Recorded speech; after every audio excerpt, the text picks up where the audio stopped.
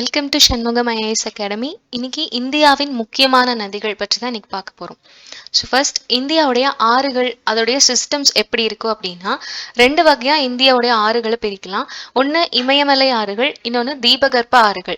இமயமலை ஆறுகள்னு பார்க்கும்போது சிந்து நதி, கங்கை நதி, யமுனை, பிரம்மபுத்திரா இதெல்லாம் இமயமலை ரீஜன்ல இருந்து, அதாவது ஹிமாலயா ரீஜன்ல இருந்து தான் எமர்ஜ் ஆகுது. ஸோ அந்த இடத்துல தான் இது கிரியேட் ஆகுது. ஸோ அதனால இந்த இமயமலை ஆறுகள் அப்படின்னு தனியா பிரிச்சிருக்கும். ஸோ இதோடைய 4 இம்பார்ட்டன்ஸ் ரிவர் என்னென்ன அப்படின்னா சிந்து நதி, கங்கை நதி, யமுனா, பிரம்மபுத்திரா. தீபகற்ப நதிகள்னு சொல்லக்கூடிய மகாநதி, கோதாவரி, கிருஷ்ணா மற்றும் காவேரி. ஸோ இதையெல்லாம் நம்ம தீபகற்ப நதிகள் அப்படின்னு சவுத் இந்தியாவை நோக்கி வரக்கூடிய ஆறுகள் இதெல்லாம். ஸோ இதை பத்தி தான் இன்னைக்கு நம்ம பார்க்க போறோம். ஸோ ஃபர்ஸ்ட் நம்ம கங்கா ரிவர் பத்தி பார்க்கலாம். கங்கா ரிவர் அப்படிங்கறதா இந்துக்களுடைய ஒரு புனிதமான நதி அப்படிங்கறத இந்த கங்கை நதி. ஸோ இதை நம்ம கங்கை நதியை தெய்வமாகவும் வழிபடுற வழக்கம் அந்த ரீஜன்ல அதிகமாவே இருக்கு. ஸோ இது ரொம்ப மாசுபட்ட நதிகள்ல ஒன்றாவும் இருக்கு. ஏன்னா இது புனிதமான நதி அப்படிங்கறதுனால எல்லா இந்து மத நம்பிக்கையை சேர்ந்தவங்களும் இந்த நதியில அதிகமான ஒரு வழிபாடு நடத்துறதுனாலையும் பிளஸ் இதுல நிறைய பூஜை காரியங்கள் எல்லாம் செய்யறதுனாலையும் இந்த நதி அதிகமா மாசுபட்ட நதிகள்ல ஒன்றா இருக்கு. ஆனா இந்த நதியை ரெஜுவினேட் பண்றதுக்காக இப்போ ரீசெண்டா கவர்மெண்ட்ல நிறைய இனிஷியேட்டிவ்ஸ் ப்ராசஸ் போயிட்டு இருக்கு. அதனால இது ஒரு மிகப்பெரிய மாசுபட்ட நதியிலிருந்து இது பிரிவென்ட் பண்ண முடியும் அப்படிங்கறத கவர்மெண்ட்ல இருந்து சொல்லியிருக்காங்க. மனிதர்கள் மற்றும் இன்றி அந்த கங்கை நதியில நிறைய உயிரினங்களும் வாழுது. ஸோ அங்க இருக்கிற டால்பின்ஸஸ் மற்ற எல்லா ரீஜன்ஸஸ் அப்புறம் பிளஸ் அங்க இருக்கிற எல்லா உயிரினங்களுக்குமே இந்த மாசுபட்ட நதியினால ஒரு பெரிய அச்சுறுத்தல் இருந்துட்டு தான் இருக்கு. கங்கை நதியோட பிறப்பிடம் என்ன அப்படின்னு பார்க்கும்போது இமயமலை. ஸோ இங்க இருக்கிற கங்கோத்ரி, தக்ஷன் கங்கோத்ரி அப்படிங்கிற பிளேஸ் நம்ம எல்லாருக்கும் தெரிஞ்சது. ஸோ அந்த இடத்துல இருந்து தான் இந்த கங்கை ரிவர் அப்படிங்கிறது கிரியேட் ஆகுது. ஸோ இது எவ்வளவு நீளம் இருக்கு அப்படின்னு பார்க்கும்போது கிட்டத்தட்ட 2510 கிலோமீட்டர் அளவுக்கு கங்கை நதியோடைய ஆழம் நீளம் இருக்கு. ஸோ 17 மீட்டர் அளவுக்கு ஆழம் கொண்ட இந்த கங்கை நதி ஒரு மிகப்பெரிய நதி அப்படின்னு தான் சொல்லப்படுது. சோ உலகத்துல 3வது பெரிய நதி அப்படின்னா இந்த கங்கா ரிவரை தான் நம்ம சொல்றோம். சோ உலகத்தோடைய 3வது பெரிய ஆறு அப்படின்னா கங்கா ரிவர். சோ இது எந்தெந்த நகரங்கள்ல இந்த கங்கை நதி போகுது அப்படின்னா பாட்லிபுத்ரா, தென் காசி, அலகாபாத், வாரணாசி, கொல்கத்தா, பத்ரிநாத், ஹரித்வார், கான்பூர், பாட்னா, தென் பருகாபாத், பதேகர், கனோஜ் இந்த மாதிரி ஒரு சில முக்கியமான சிட்டிஸ்ல இந்த கங்கா ரிவர் தான் ரீப்ளேஸ் பண்றாங்க. இந்திய மக்களுடைய வாழ்வாதாரத்துக்கும் குடிநீர் தேவைக்கும் இந்த கங்கை நதியை நம்பி இருக்கிறவங்க அதிகமான பேர். சோ இந்த சிட்டிஸ்ல இருக்கிற மக்களுக்கு இந்த கங்கை ரிவர் தான் இம்பார்ட்டன்டா இருந்தது குடிநீர் தேவைக்காக. சோ இந்த இவ்வளோ சிட்டிஸ்க்கு இம்பார்ட்டன்டா இருக்கிற அந்த கங்கா ரிவரை சீக்கிரமா ரெஜுவினேட் பண்ணணும் அப்படிங்கறதா நேஷனல் மிஷன்ல ஒன்னா இருக்கு.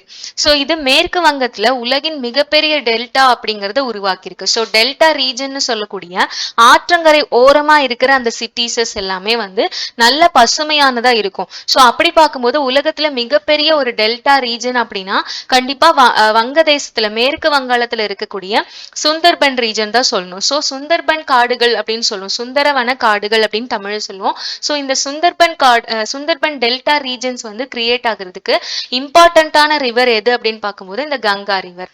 சோ இதோடைய முக்கியமான துணை நதிகள் என்னன்னா கோமதி, தம்சா, யமுனா, கோஷி இதெல்லாம் தான். சோ இது வங்காள விரிகுடா இந்த இதுலதான் கடல்ல தான் நம்மளுக்கு கங்கா ரிவர் கலக்குது. சோ ஃபைனலா இதோட டெஸ்டினேஷன் பார்க்கும்போது இட்ஸ் பே ஆஃப் பெங்கால். தென் சிந்து நதி. சோ சிந்து நதி அப்படிங்கிறது இண்டஸ் ரிவர் அப்படின்னு சொல்லுவோம். சோ இண்டஸ் ரிவரை பார்க்கும்போது இந்த சிந்து நதி ஏன்ஷியன்ட் இந்தியா டைம்ல இருந்து நம்ம படிச்சுட்டு இருக்கோம். சோ பண்டைய கால வழக்கத்தின்படியும் மனிதருடைய நாகரிகங்கள் பற்றி பார்க்கும்போது சிந்து நதி ஒரு சிறப்பான இடம் பெற்றிருக்கு அப்படின்னு சொல்லலாம். சோ பழைய காலத்தோடைய அந்த வரலாறுகள் எல்லாம் பார்க்கும்போது சிந்து சமவெளி நாகரிகம் அப்படிங்கறது தான் மென்ஷன் பண்ணிருப்பாங்க. சோ சிந்து சமவெளி நாகரிகத்தை பத்தி படிக்கும்போது ஒரு பெரிய சப்ஜெக்டா போகும். சோ அப்படிப்பட்ட சிறப்பம்சம் கொண்டதா இந்த சிந்து நதி. இது ஒரு பண்டைய மனிதர்களுக்கு அவங்களுடைய நாகரிகங்கள் வளர்ந்ததுக்கு முக்கியமான காரணமா இருந்தது அப்படின்னு சொல்லலாம். ஏன்னா ஆற்றுப்படுகைகள்லயும் நதி ஓரத்திலையும் தான் பசுமையான இடத்தை கண்டுபிடிச்சு மனிதன் முதல்ல நாகரிகம் அப்படிங்கறத கொண்டு வந்தது இந்த நதியிலிருந்து தான் அப்படிங்கிறது வரலாறு. இந்த இந்தியா அப்படிங்கிற இந்த சொல் வந்து சிந்து நதி அப்படிங்கிறதுல இருந்து தான் வந்தது அப்படிங்கிறது வந்து வரலாறு. சோ இந்தஸ் ரிவரை பொறுத்த வரைக்கும் இந்தஸ் அப்படிங்கிறத சொல்லிதான் இங்கிலீஷ் பீப்புள்ஸ் எல்லாருமே இந்தஸ் ரிவர், இந்து ரிவர், சிந்து பகுதி அப்படிங்கறத தான் வந்து பிற்காலத்துல மருவி இந்தியா அப்படிங்கிற சொல் வந்து நம்மளுக்கு வந்து கிரியேட் ஆயிருக்கு. சோ நம்மளோட நாடோடைய பேரே வந்து இந்த நதி மூலமா தான் கிரியேட் ஆயிருக்கு. இந்த இந்தியா அப்படிங்கிற சொல், சிந்து அப்படிங்கிற சொல் எல்லாம் கிரேக்க மற்றும் லத்தீன் சொல் அப்படிங்கிற மாதிரி ஒரு வரலாறு. சோ இந்த கிரேக்க மற்றும் லத்தீன் சொற்கள்ல இருந்து மறுவினதுதான் வந்து இந்தியா, சிந்து, இந்த ரிவர்ஸ். இந்தியாங்கிற பேரும் இந்த சிந்து ரிவர் அப்படிங்கிற நேம்ஸ் எல்லாம் சொல்றாங்க. சோ இது எங்க இருந்து உருவாகுது அப்படின்னா திபெத்திய பீடபூமின்னு சொல்லக்கூடிய திபெத் ரீஜன்சஸ் அந்த அந்த சைட்ல இருந்து தான் வந்து சிந்து சமவெளி நாகரிகம் உருவாயிருக்கு. சோ இந்த பாகிஸ்தான் சைட் ஃபுல்லாவே வந்துட்டு சிந்து நதி தான் ஓடுது. சோ இந்த சிந்து வந்து எந்த இடத்துல அதிகமா பாயுது அப்படின்னா பாகிஸ்தான் ரீஜன்ல இருந்து ஸ்டார்ட் கிரியேட் ஆகி லடாக் ரீஜன் ஃபுல்லா வந்து இது இந்த சிந்து நதி வந்து பாயுது. சோ இதோடைய டோட்டல் லென்த் என்னன்னா 1376 கிலோமீட்டர். அவ்வளோ அளவுக்கு வந்து சிந்து நதி பாயுது. So it is one of the biggest river system அப்படின்னு சொல்லலாம். ஸோ இது எங்கெங்கெல்லாம் போகுது அப்படின்னா என்னென்ன சிட்டிஸ் இது டச் பண்ணுது அப்படின்னா சிந்து நதி போகிற பிளேசஸ் வந்து லே, சுகூர், தென் ஹைதராபாத். ஹைதராபாத் அப்படிங்கிறது பாகிஸ்தான்ல இருக்கிற one of the city. So அங்க பாகிஸ்தானுடைய சிட்டி தான் வந்து ஹைதராபாத்னு சொல்லுவோம். ஸோ அங்க அந்த ரீஜன்ல எல்லாமே வந்து இந்த இந்தஸ் ரிவர் வந்து போகுது. ஸோ இந்த இந்தஸ் ரிவர் போகிற ஒவ்வொரு பிளேஸ்லயுமே வந்துட்டு ரொம்ப வந்துட்டு செழிப்பா ப்ராஸ்பரிட்டியா இருக்கும் அப்படிங்கறதான் வந்துட்டு சொல்லுவாங்க. சோ இந்த இண்டஸ் ரிவர் நம்ம பார்க்கும்போது இதோடைய ட்ரிபியூட்டரிஸ் என்னென்ன அப்படின்னா இந்தஸ் ரிவருடைய ட்ரிபியூட்டரிஸ் வந்து பல்ராம் நதி, பியாஸ், செனாப், திராஸ், கில்ஜித் அந்த அந்த அந்த ரீஜன் ஃபுல்லாவே வந்துட்டு இந்தஸ் ரிவர் தான் இருக்கும். ஸோ ராவி, சட்லஜ் இது எல்லாமே வந்துட்டு இந்த ரீஜன்ல, அதாவது பாகிஸ்தான் மோஸ்ட்லி வந்து பாகிஸ்தான் ரீஜன்ல தான் வந்துட்டு இந்தஸ் ரிவர் இருக்கும். பாகிஸ்தான்ல வந்து 93% ஆஃப் வந்து இந்தஸ் ரிவர் இருக்கு.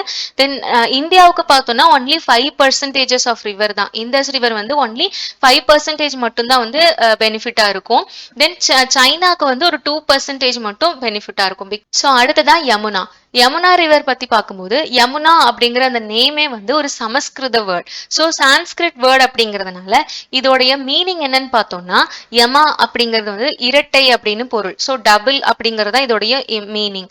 ஸோ யமுனா அப்படிங்கிற இந்த ரிவர் வந்து வேர்ல்ட்லயே வந்துட்டு மிகவும் நீளமான ஒரு ஆறு அப்படிங்கறதா சொல்லுவாங்க. ஸோ இது 2வது பெரிய துணை நதி அப்படின்னு சொல்றோம். இது இந்த யமுனா ரிவரும் கங்கா ரிவருக்கு அப்புறமா பெரிய அளவுல மாசுபட்டிருக்கு. ஏன்னா இந்த யமுனை ஆறும் வந்துட்டு இந்துக்களுடைய புனித ஸ்தலமா இருக்கு. சோ இது வந்து கழிவுநீர் வடிகால் அப்படின்னு கூட ஒரு அதிகாரி சொன்னதாக ஒரு ஸ்டேட்மெண்ட் இருக்கு. சோ அந்த அளவுக்கு இந்த யமுனா ரிவர்ல மாசுகள் வந்து அதிகமா இருக்கு அப்படிங்கறதா சொல்றாங்க. சோ இந்த இதோடைய தோற்றம் அப்படின்னு பார்க்கும்போது யமுனா ரிவர் எந்த இடத்துல வந்துட்டு ஸ்டார்டிங் ஆகுது, எப்படி இது கிரியேட் ஆகுது அப்படின்னா யமுனோத்ரி அப்படிங்கக்கூடிய பனிப்பாறைகள். சோ அந்த கிளேஷியஸ், யமுனோத்ரிங்கிற கிளேஷியஸஸ் எல்லாம் சேர்ந்து ஹிமாலயாஸ். சோ இமயமலையில இருந்து கிளேஷியஸஸ், யமுனோத்ரிங்கிற கிளேஷியஸ்ல இருந்து வரக்கூடிய அந்த ரிவர் தான் வந்துட்டு இந்த யமுனா ரிவர். ஸோ யமுனையில இருந்து டெல்லிக்கு 70% ஆஃப் வாட்டர் வந்து டெல்லி ஃபுல்லாவே வந்துட்டு ப்ரொடியூஸ் பண்ணப்படுறாங்க. ஸோ இந்த யமுனா ரிவர்ல இருந்து தான் வந்துட்டு டெல்லி ஃபுல்லாவே வந்து தண்ணீர் தேவைகளுக்காக யூஸ் பண்றோம். பட் இதுவும் ஒரு மிகப்பெரிய மாசுபாடு அடைந்த ஒரு நதி அப்படிங்கிறது இம்பார்ட்டன்ஸ். தாஜ்மஹால் ஆற்றங்கரை ஓரத்துல தான் இருக்கு. ஸோ தாஜ்மஹால் வந்து ஃபுல்லாவே வந்து சுற்றி இருக்கிறது பார்க்கும்போது யமுனாவுடைய ரிவர் பேங்க்ஸ்ல தான் வந்து இந்த தாஜ்மஹால் அமைஞ்சிருக்கு. ஸோ இது this is one of the importance. Plus வந்து இது என்னென்ன நகரங்கள்ல, முக்கியமா என்னென்ன நகரங்கள்ல பாயுது அப்படின்னு பார்க்கும்போது எட்டாவா, தென் அவுரியா, மதுரா, நியூ டெல்லி இந்த பிளேஸ்ல எல்லாம் யமுனா ரிவர் வந்துட்டு அதிகமா பாயுது. தென் இது என்னென்ன மாநிலங்கள் வந்து இந்த யமுனா ரிவர்னால பெனிஃபிட் ஆகுது அப்படின்னு பார்க்கும்போது உத்தரகாண்ட், இமாச்சல் பிரதேஷ், தென் உத்தரப்பிரதேஷ், ஹரியானா, டெல்லி. ஸோ இந்த ரீஜன்ல எல்லாம் யமுனா ரிவருடைய பெனிஃபிட்ஸ் அதிகமா இருக்கு. ஸோ இந்த யமுனை நதியோடைய வாட்டர் தான் வந்துட்டு இந்த ரீஜன் மக்களுக்கு வந்துட்டு யூஸ் ஆகுது. பிளஸ் இதோடைய முக்கியமான துணை நதிகள் அப்படின்னு பார்க்கும்போது ஹன்மன் கங்கா, தென் சாரதா, தென் சம்பல். ஸோ இதெல்லாம் வந்துட்டு முக்கியமான துணை நதிகள் அப்படின்னு சொல்றோம். பிளஸ் வந்து இது எங்கெல்லாம் கலக்குது அப்படின்னா அலகாபாத்ல கலக்குது. பிளஸ் வந்து யமுனா அப்படிங்கிற இந்த சமஸ்கிருத வார்த்தையிலிருந்து தோன்றின மாதிரி இது நம்ம ஜமுனா அப்படின்னு கூட சொல்லலாம். ஸோ ஜமுனா ரிவர் அப்படின்னு சொல்லப்படுது. Then will go to the Brahmaputra. Brahmaputra ரிவரை பார்க்கும்போது இது பல இந்தியன்ஸ்க்கும் சரி பங்களாதேஷ்க்கும் சரி ஒரு இம்பார்ட்டன்டான ரிவர் அப்படின்னு பார்க்கும்போது பிரம்மபுத்ரா ரிவர் சொல்லலாம். பிகாஸ் ஏன் அப்படின்னா இந்தியன்ஸ்க்கும் பிரம்மபுத்ரா ரிவர் வந்துட்டு மோஸ்ட்லி வந்து பிரம்மபுத்ரா அருணாச்சல் பிரதேஷ் ரீஜன்லயும் பிளஸ் வந்து பங்களாதேஷ் ரீஜன்லயும் அதிகமா யூஸ் ஆகுற ரிவர் வாட்டர் என்னன்னா இந்த பிரம்மபுத்ராவுடைய ரிவர் வாட்டர் தான். ஸோ அப்படி பார்க்கும்போது இந்தியாவும் பங்களாதேஷும் ரெண்டு பேருமே வந்துட்டு ஈக்குவலா இந்த வாட்டரை ஷேர் பண்ணிப்பாங்க. ஸோ பிரம்மபுத்திரா ரிவர் வந்து பார்க்கும்போது சைனால தான் ஆரிஜின் ஆகுது. பிகாஸ் அந்த திபெத்திய ரீஜன்ல தான் வந்துட்டு ஆரிஜின் ஆகும். ஸோ இந்த டெல்டா பகுதின்னு சொல்லக்கூடிய இந்த ரீஜன்ல மோர் தென் 130 மில்லியன் பீப்புள் வந்து அங்க இருக்காங்க. ஸோ அங்க வாழக்கூடிய அந்த மக்களுக்கு இந்த பிரம்மபுத்திரா வாட்டர் தான் வந்து மிகப்பெரிய சோர்ஸா இருக்கு. முக்கியமா பார்க்கும்போது இந்த ஆற்றங்கரையில இருக்கிற தீவுகள் மாதிரியான பகுதிகள்ல கிட்டத்தட்ட 6 லட்சத்துக்கும் மேற்பட்ட மக்கள் வந்து வசிக்கிறாங்க. சோ இந்த பிரம்மபுத்திர ரிவரை நம்பிதான் வந்து அவங்களுடைய வாழ்வாதாரமே இருக்கு அப்படிங்கிறது சொல்லப்படுது. இது திபெத் ரீஜன்ல தான் வந்து தோற்றம் அடைந்திருக்கு. அருணாச்சல் பிரதேஷ்ல இருந்து அசாம் வரைக்கும் பிளஸ் பங்களாதேஷ் வரைக்குமே வந்துட்டு இந்த பிரம்மபுத்திரா ஆறு வந்துட்டு பாயுது. இதோடைய டோட்டல் லென்த் பார்க்கும்போது 3848 கிலோமீட்டர். ஸோ இவ்வளோ பெரிய ரிவரா இருக்கிற இந்த பிரம்மபுத்திரா அசாமோடைய கவுஹாத்தி அங்குதான் வந்துட்டு மிக பெருசா ஆரிஜின் ஆயிருக்கு. ஸோ அந்த ரீஜன்ல எல்லாமே வந்துட்டு இந்த பிரம்மபுத்திரா ரிவர் தான் வந்து ஃபுல்லா எமர்ஜ் ஆகும். இதுக்கு டிஃப்ரெண்டான நேம்ஸஸ் இருக்கு. பிகாஸ் திபெத்ல இருந்து நம்மளுக்கு பங்களாதேஷ் வரைக்கும் இதை டிஃப்ரெண்டான நேம்ஸ்ல சொல்லி கூப்பிடுறாங்க. முக்கியமா சைனால அதுக்கப்புறம் பிளஸ் பார்க்கும்போது திபெத் ரீஜன்ல எல்லாம் இதை யார்லங் டொசாங்போ அப்படின்னு சொல்லுவாங்க. ஸோ இந்த யார்லங் டொசாங்போ அப்படிங்கறத தான் இந்தியாவுக்குள்ள நுழையும் போது பிரம்மபுத்திரா அப்படிங்கிற நேம்ல நம்ம கூப்பிடுறோம். ஸோ இது வந்து பங்களாதேஷோடைய பத்மா அப்படிங்கிற நதியில தான் இந்த பிரம்மபுத்திரா நதி வந்து கலக்குது. ஃபைனலா அது போய் சேர்ற டெஸ்டினேஷன் வந்து பத்மா நதியில தான் அது கலக்குது. ஸோ தென் மகாநதி அப்படிங்கிற இந்த ரிவர் பார்க்கும்போது மகாநதியும் one of the Sanskrit word அப்படின்னு தான் சொல்றோம். இது சமஸ்கிருத வார்த்தை. மகா அப்படின்னாலே பெரிய அப்படிங்கறதான் பொருள். ஸோ இதுவும் ஒரு மிகப்பெரிய நதி அப்படிங்கிறது தான் மகாநதி அப்படிங்கிற நேம்ல ஆரிஜின் ஆயிருக்கு. ஸோ இது சத்தீஸ்கர் மற்றும் ஒடிசாவுடைய முக்கியமான ஒரு நதி அப்படின்னு சொல்லலாம். ஸோ சத்தீஸ்கர்ல இருந்து ஒடிஷா வரைக்கும் இருக்கிற எல்லா பிளேஸ்லயுமே இந்த மகாநதி தான் வந்துட்டு ஓடிட்டு இருக்கு. ஸோ இந்த வாட்டரை நம்பிதான் வந்து சத்தீஸ்கர் பிளஸ் ஒடிஷா ரீஜன் இருக்கு. இது முக்கியமா வந்து நீர்ப்பாசனத்துக்கும் விவசாயிகளுடைய நீர்ப்பாசனத்துக்கும் பிளஸ் குடிநீர் தேவைக்காகவும் பயன்படுற ஒரு நதி தான் வந்து இந்த மகாநதி. பிளஸ் இந்த மகாநதியை பொறுத்த வரைக்கும் கொஞ்ச நாளைக்கு முன்னாடி பல வருஷங்களுக்கு முன்னாடி வந்து ஒரு பேரழிவு வெள்ளம் அப்படிங்கிறது உருவாகி இந்த கரை ஓரத்துல இருக்கிற மக்கள் வந்து ஒடிசா பிளஸ் சத்தீஸ்கர் ஒடிசா முக்கியமா அதிகமான பாதிப்புக்குள்ளாச்சு. ஸோ ஒரு பேரழிவு வெள்ளம் உண்டானது. அதுக்கப்புறம் தான் கொண்டு வரப்பட்டதுதான் இந்த ஹிராகுட் அப்படிங்கிற அணை கட்டுனாங்க. ஹிராகுட் அணை கட்டப்படுவதற்கு முன்பாக வந்த ஒரு பேரழிவு வெள்ளத்தினால ஒடிஷா ரீஜன் ஃபுல்லாவே வந்து மிகப்பெரிய பாதிப்புக்கு உள்ளானது. அதனால இந்த நதியோட பேரை வந்து ஒரிசாவின் அழிவு அப்படின்னு கூட சொல்லுவாங்க. சோ ஒரிசாவின் அழிவு அப்படின்னு சொல்லப்படக்கூடிய நதி என்னன்னா மகாநதி. சோ இதுக்கு முக்கியமா ஆதாரம்னு பார்க்கும்போது சத்தீஸ்கர் பிளஸ் வந்து தண்டகாரண்யா, தம்தாரி, சிஹாவா இந்த ரீஜன் எல்லாம் வந்துட்டு இந்த மகாநதி ரிவர் சிஸ்டம் வந்துட்டு அதிகமா இருக்கு. சோ இதோடைய டோட்டல் லென்த் அப்படின்னு பார்க்கும்போது 900 கிலோமீட்டர்ஸ். ஸோ 900 கிலோமீட்டர் அளவுக்கு இருக்கக்கூடிய ஒரு மிகப்பெரிய நதி தான் வந்து இந்த மகாநதி. இதோடைய ஆற்றங்கரையுடைய முக்கியமான நகரங்கள் எந்தெந்த நகரங்கள் பெனிஃபிட் ஆகுது அப்படின்னா கட்டாக் அண்ட் சாம்பல்பூர். ஸோ இந்த ரீஜன் மட்டும்தான், இந்த ரீஜன்ல இருக்கிறவங்க வந்து மோஸ்ட்லி பெனிஃபிட் ஆகுறாங்க இந்த நதி மூலமா. அடுத்தது Godavari. So Godavari river system சொல்லி பார்க்கும்போது கங்கைக்கு அடுத்தபடியா இந்தியாவில் இருக்கிற 2வது மிகப்பெரிய ஒரு நீளமான நதி அப்படின்னா இந்த கோதாவரியை சொல்ல முடியும்.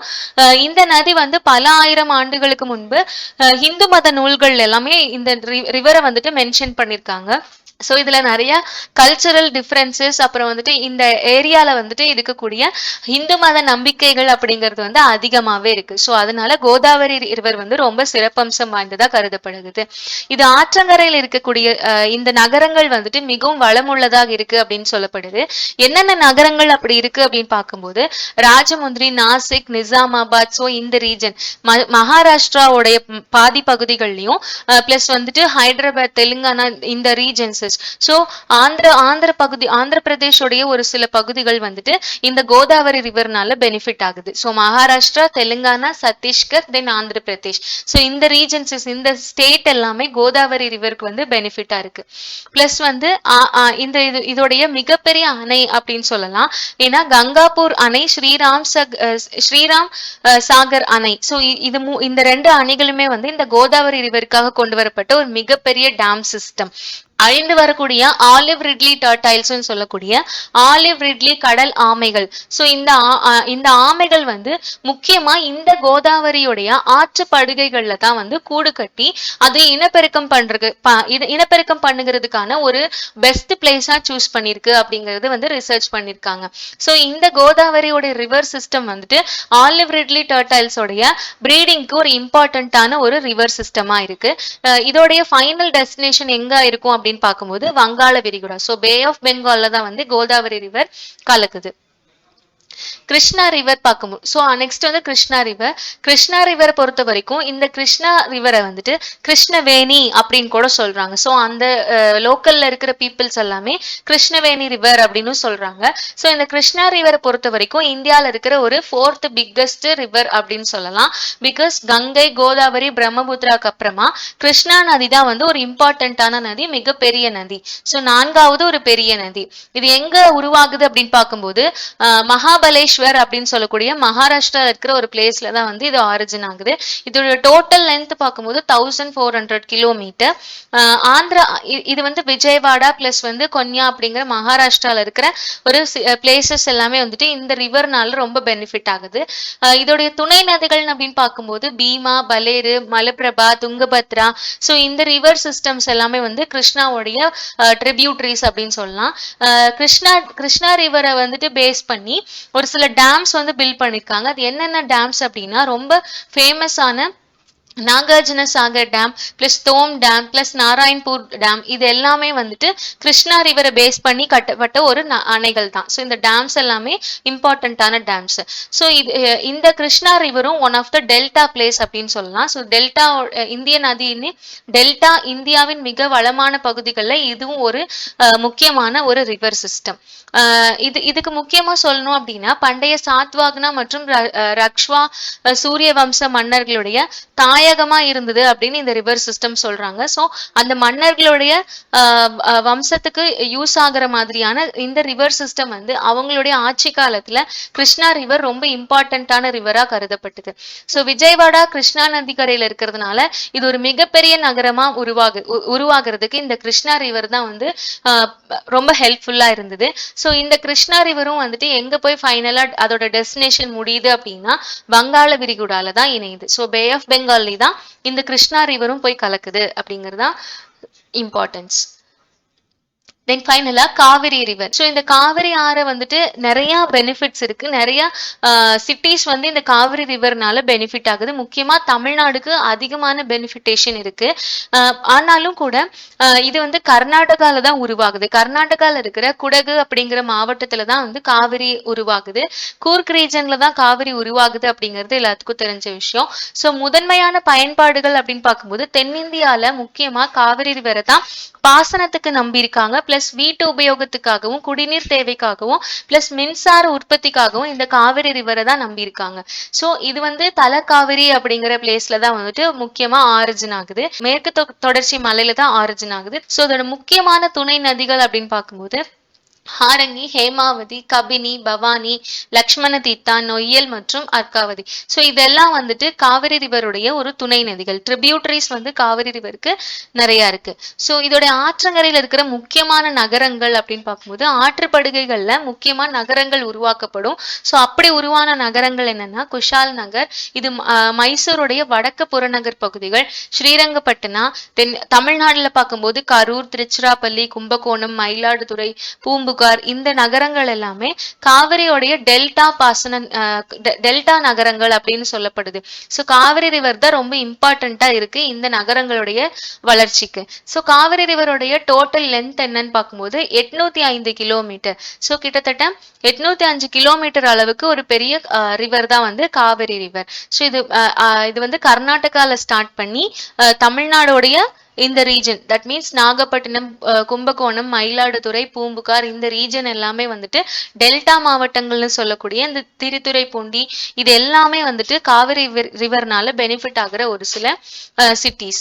ஸோ இதோடைய டோட்டல் லென்த் 805 கிலோமீட்டர். இது வங்காள விரிகுடால தான் ஃபைனலா கலக்குது. ஸோ காவிரி ரிவரும் வங்காள விரிகுடால கலக்கக்கூடிய ஒரு ரிவர் சிஸ்டம். தேங்க்யூ.